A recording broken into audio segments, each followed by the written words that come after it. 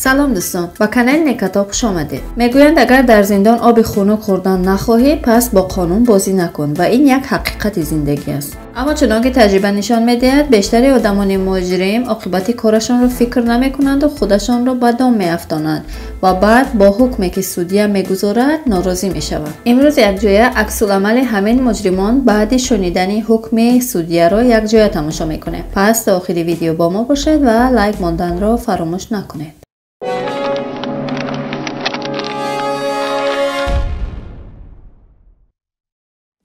آنتونی رودریگز. بعضی از مجرمان بعد شنیدن حکم سودیه زیاد تغییر نمی‌یابند چون که آنها می‌دانند که کارشان خطا بود و برای این خطا باید جزا بینند. اما بعضی دیگر هستند که گناه خود را به گردن گرفتن نمی‌خواهند و تا لحظه آخر کوشش می‌کنند که عیب و گناه خود را به گردن کسی دیگر بار کنند. سال 2012 آنتونی رودریگز در کالیفرنیای آمریکا به یک زن جوان تجاوز کرده بود. اما پس از آنکه او را دستگیر کردند، او طلب داشت که گناهی ندارد و او را آزاد کنند. بعد 3 ماه دستگیر شدنش او را به دادگاه بردند و برایش 25 سال زندان را حکم کردند. او با شنیدن این حکم عموما حال خوبی نداشت. او قاضی را دشنام میداد و میگفت که آنها از روی عدالت کار نمیکنند. وقتی این خبر به خانواده آنتونی رسید، آنها خیلی ناراحت شدند. هرچند که گذشته او سیاه بود و به خاطر بدرفتاری و جنجال‌هایش چند بار از طرف قانون جزا دیده بود، اما هیچ کس این جرم بزرگ او را انتظار نداشت و همه را حیران کرده بود. عصبی شدن عیبدار شونده. عیبدار شونده وقتی به دادگاه می رود باید تمام کوشش خود را کند که حکم سودیه را به طرف خود جلب کند و جزای سبکتر گیرد. اما معلوم است که این متهم دیگر امید به آینده اش ندارد که حتی سودیه را نیز تهدید می کند. در این دادگاه زن و شوهری نشستند که خیلی مهربانند و زندگی خود را به کودکان معیوب بخشیده همیشه در پی یاری رساندن به آنها هستند. پسر 3 ماهه این خلافکار تجربه دار با نام اریک پنلند نیز تحت دستگیری همین زن و شوهر قرار داشت. حالا فکر کنید که اریک پنلند در اینجا چه گناهی کرده است؟ او کودک بیچاره را چنان سخت زده است که عصبی کاسه‌خانه معاینه سر گرفته است و گردنش شکسته است. این کودک شنوایی گوشش را از دست داده است و طبیبان میگویند که شاید بینایی چشمانش را نیز گم کند. اما مرد این گناهانش را به گردن نمیگیرد و میگوید که او این کار را نکرده است. اما از سببی که اریک یک خلافکاری تجربه دار بود و عموما پشیمانی خود را نشان نمیدهد، برای همین کسی به او باور نمیکند.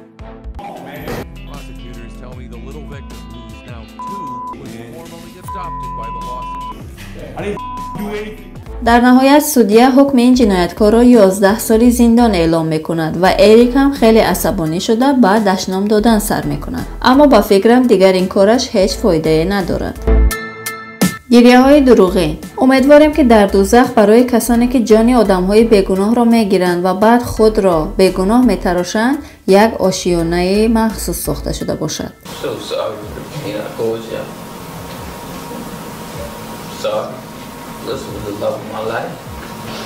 اگر چنین باشد پس این مرد که جفی مکدونالد نام دارد در این آشیانه دوزخ یک قصری بزرگ خواهد داشت. او با بیرویی در برابر پدر و مادر دختری که دوستش می داشت ایستاده بود و اشک‌های دروغین می‌ریخت. این مرد وحشی این دختره که الیسا جانسون نام داشته است را چنان لط و کوب می‌کند که این دختر جانش را از دست می‌دهد. بعد او جسد دختر را با تلفن رسم می‌گیرد و از خانه می‌براید. بعد چند ساعت با پلیس و یاری تجلی زنگ میزند، اما آن لحظه الکی دیر شده بود. در وقت محاکمه سودیه وقتی رسمی آن دختر را دید خیلی ناراحت و عصبانی شده بود. خوشبختانه سودیه فریب گریه های دروغین او را نمیخورد و حکم خوب برای او صادر میکند. سودیه به عیبدار شونده میگوید که تو یک انسانی ترسانچک و بزدل هستی و الیسا به خاطر بزدلی تو جانش را از دست داد. بعد از آن برای او 12 سال زندان را حکم میکند، اما بیشتری آدمانی آنجا فکر میکردند که این خیلی کم است. بیهوش شدن در دادگاه.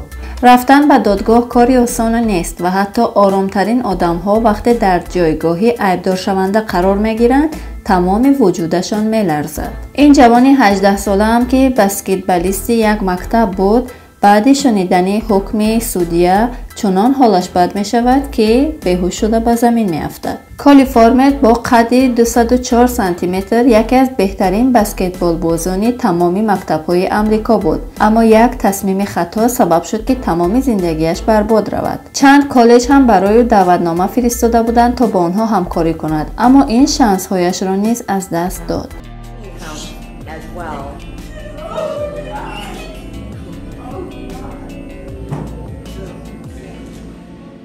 او با گناه حمله کردن و تهدید کردن به دختری که دوستش بود در این جایگاه قرار میگیرد و سودیه برای او 3 سال زندان را حکم میکند.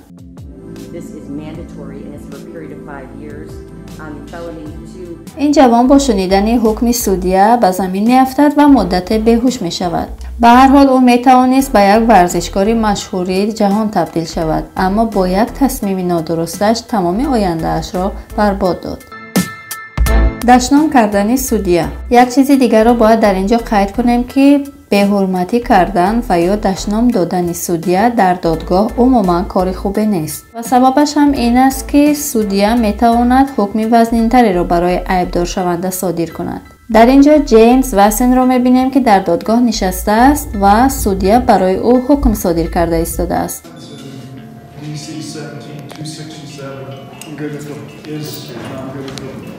Is 50 years MSP non-good approach.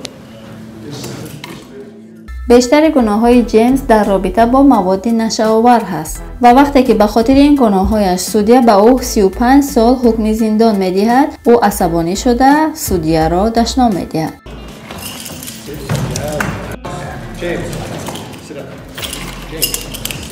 بعد کوشش میکند که از روی کرسی خسته به سودیه حمله کند، اما نگهبانها به او اجازه این کار را نمیدهند. خوشبختانه مامورها توانستند که او را آرام کنند و از دادگاه برآرند.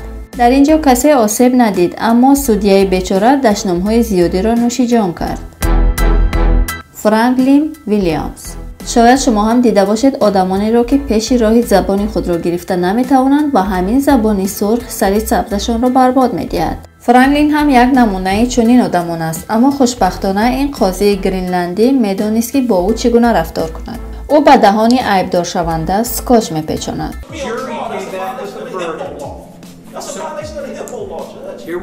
سال 2018 فرانکلین را با گناه دزدی و فریب آدمان دستگیر کرده به زندان بردند. در وقت محاکمه کردنش به جای آنکه آرامانه نشسته به سخنهای سودیه گوش فرا دهد، تیز تیز به گپ او پریده سخنهای نالازم را میگفت. سودیه خیلی صبر کرده چند بار فرانکلین را به آرامشوی دعوت میکند، اما فرانکلین به او اهمیت نمیداد. در آخر سودیه جان ریسا یک کاری عجیب میکند و به نگهبان دستور میدهد که به دهان او سکاچ پیچانند. معلوم بود که فرانکلین از این کاری سودیه ناراحت شد و در وقت برآمدن از دادگاه فریاد میزد که آزادی بیان کجاست. ماجرای این دادگاه خیلی جالب شد و توجه تمام مردم را به خود جلب کرد.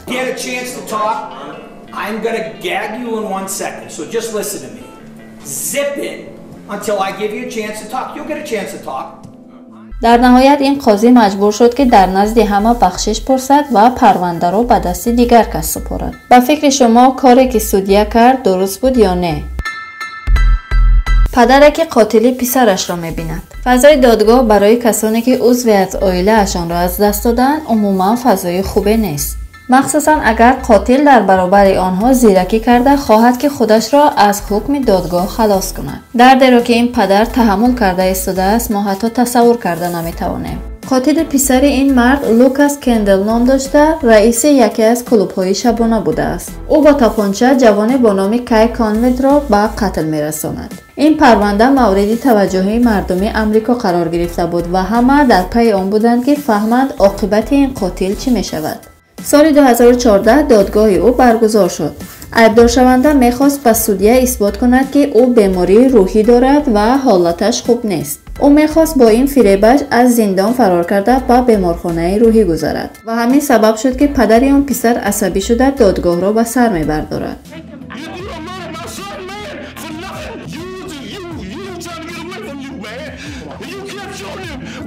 این این مرد فریاد زده میگوید که تو پسر مرا کشتی، هرچند که پسر من پشتش را گردانده بود اما تو باز هم او را با تیر زدی و کشتی. بعد سودیه دستور میدهد که پدری مقتول را از دادگاه برآورند تا او حکم را صادر کند. اما خوب شد که مامورهای دادگاه به او اجازه دادند که حرف دلش را بگوید و خودش را خالی کند، چون که از چهرهش معلوم است که درد زیادی را تحمل دارد. رانندگی کردن در حالت سرخوشی. اگر فکر کنید که راندن ماشین در حالت مستی و سرخوشی ضرری ندارد، پس داستان جاردن فوسی 22 ساله را شنوید. این جوان یک تصمیم نادرست میگیرد و کار میکند که چند سالی عمرش را برباد میدهد. اگر شما فهمید که گپ درباره چی میرود، شاید با حکم سودیه راضی شوید. جاردن در حالت سرخوشی با سرعت بلند از یک چهارراه میگذرد و به ماشین دیگری زده تصادف میکند. از سببی که در وقت گذشتن چهارراه چراغک سرخ بوده است و پسرک 6 ساله‌ای که در عقب ماشین نشسته بود جان خود را از دست داد، این وضعیت کاری جاردن را خیلی بد کرد. سال 2017 پرونده او را به دادگاه فرستادند. جاردن خیلی میترسید و تمام وجودش میلرزید. او کوشش میکند که دل سودیه را به دست آورد تا حکم وزنینی را به او ندهند. ادوکات او به این موضوع اشاره میکند که او عذاب وجدان دارد و به خاطر عذاب وجدان حتی یک بار قصدی خودکشی کرده است. اما سودیه به یگان سخن آنها اهمیت نداده حکم 14 سال زندان را برای او صادر میکند. حالا او باید 14 سال عمرش را در پشت میله های زندان گذراند و عائله‌ای که فرزندش را از دست داده است تا آخر عمر برای این فرزند میسوزد. به همین خاطر میگویند که در حالت مستی و سرخوشی در پشت چنبرک ماشین نشینید. تشکر که تا آخر ویدیو با ما بودید. فکر شما درباره ویدیوی امروزه ما چیست؟ نظرات خود را حتما در کامنتاری نویسید. برای بخبر نماندن از ویدیوهای نوبتی ما با کانال ابونه شوید.